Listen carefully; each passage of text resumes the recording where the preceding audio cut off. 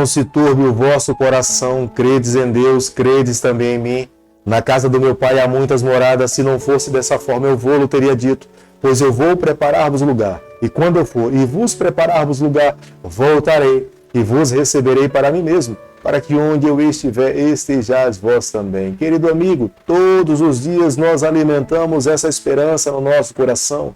Queremos encontrar o nosso Salvador, queremos viver com Ele para todo sempre. Sonhamos com o momento em que veremos o céu se abrir, Jesus Cristo voltar, nos encontraremos com o nosso Salvador e receberemos a nossa coroa para vivermos eternamente ao lado do nosso Pai.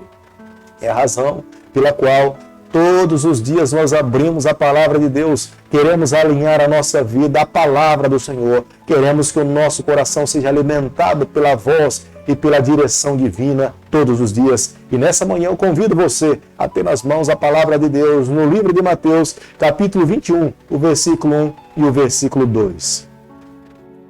Quando se aproximaram de Jerusalém e chegaram a Betfagé, ao Monte das Oliveiras, enviou Jesus 2 discípulos, dizendo-lhes: Ide à aldeia, que aí está diante de vós, e logo achareis presa uma jumenta, e com ela um jumentinho. Desprendei-a e trazei-nos.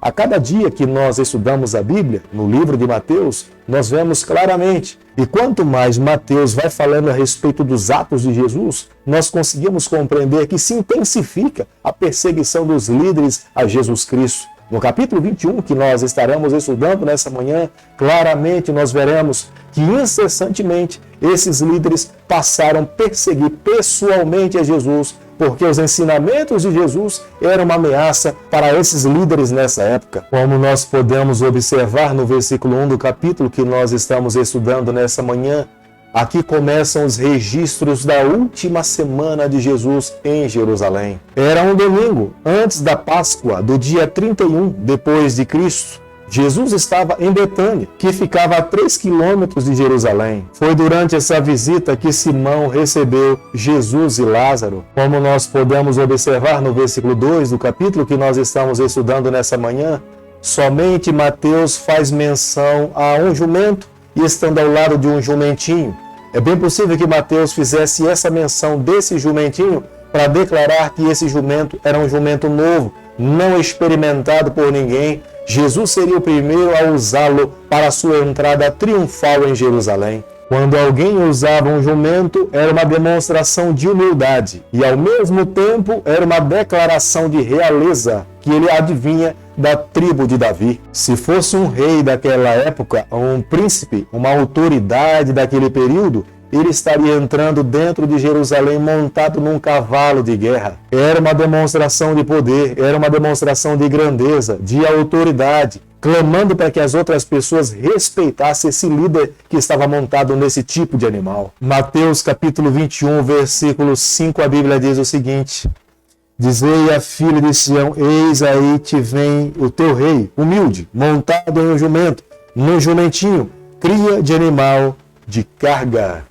Nesse momento em que Jesus está entrando em Jerusalém, não é o objetivo de Jesus declarar para Jerusalém que ele iria tomar o lugar do rei de Jerusalém. O objetivo da entrada de Jesus em Jerusalém era para declarar que o seu reino era um reino espiritual. As pessoas que estavam dentro daquela cidade, se quisessem receber a salvação, precisavam aceitar esse rei como sendo o Senhor da sua vida. Se eles vivessem independente desse rei, eles estariam taxados à destruição eterna. Somente se colocando nas mãos desse rei que estava montado nesse humilde jumento, é que eles teriam condições de um dia ter a certeza de estar ao lado de Deus vivendo eternamente. A entrada de Jesus montado num jumento em Jerusalém era uma pálida ideia do que de fato um dia iria acontecer, quando Jesus viesse nas nuvens dos céus com poder e glória, para assumir o seu reino e levar os seus filhos para viver ao seu lado eternamente. Como nós podemos fazer uma leitura dos versículos 12 ao versículo 13 do livro de Mateus,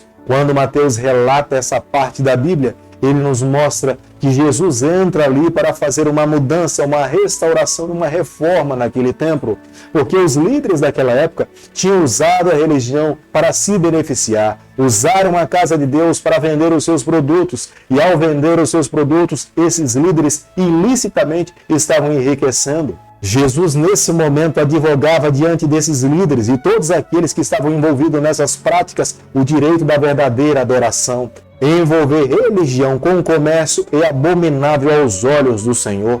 Mateus capítulo 21, versículo 14, a Bíblia diz o seguinte: vieram a ele no templo cegos e coxos, e eles o curou. Jesus gratuitamente oferece a sua graça àqueles que de fato careciam. Pessoas que eram deficientes, com necessidades especiais naquela época, recorreram a Jesus e com amor, com bondade, com graça, Jesus cura esses enfermos e Jesus os abençoa para que eles possam dar continuidade na sua vida. Como nós podemos observar no versículo 23 ao versículo 27 do capítulo 21 de Mateus, as perguntas que são feitas a Jesus para desafiá-lo, ele não responde. Jesus já tinha feito tudo para que ele pudesse revelar a vontade do Pai àquela geração, mas havia homens que estavam incessantemente aos pés de Jesus com o objetivo de desafiá-lo. E quando eles perguntam com que autoridade o Senhor realiza esses milagres, o Senhor pergunta qual era a autoridade do batismo de João, do céu ou dessa terra, de Deus ou dos homens? Se vocês me disserem com que tipo de autoridade era o batismo de João, eu digo para vocês qual é a minha autoridade. Jesus os coloca numa encruzilhada, porque se eles falassem que era do céu, Jesus falaria: por que vocês não creram nas palavras de João Batista? Se falar que era dos homens, todas as pessoas acreditavam que João Batista era um homem de Deus. Jesus então conclui as suas palavras falando: já que vocês não sabem de que autoridade é de João Batista, eu também não digo para vocês de onde advém a minha autoridade. Mateus capítulo 21, versículo 37, a Bíblia diz o seguinte: e por último enviou-lhe o seu próprio filho, dizendo: a meu filho respeitarão. Mas a partir do momento em que Jesus coloca os seus pés nessa terra e os líderes daquela época começam a rejeitar a Jesus e a persegui-lo, era a última oportunidade de graça que Deus estava dando à nação de Israel. Quando eles rejeitaram a Jesus, agora o evangelho deveria ser transferido para todos os gentios.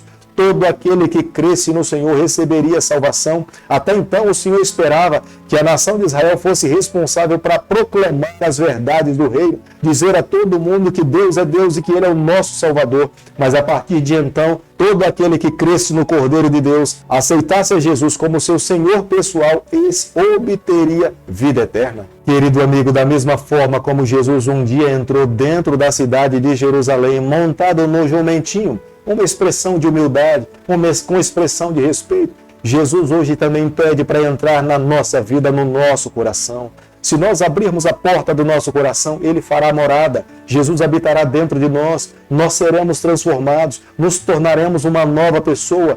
Mas se nós trancarmos o nosso coração para Jesus, tenha certeza, da mesma forma como a nação de Israel um dia foi rejeitada, nós também o seremos. Hoje é o dia da nossa salvação. Hoje é o dia de entregarmos o nosso coração a Deus. Hoje é o dia de vivermos exclusivamente para o Senhor. Enquanto nós temos ouvido a voz do Espírito Santo falar ao nosso coração, é momento para abrirmos a porta da nossa vida e permitirmos que nós possamos ser conduzidos pelo Senhor.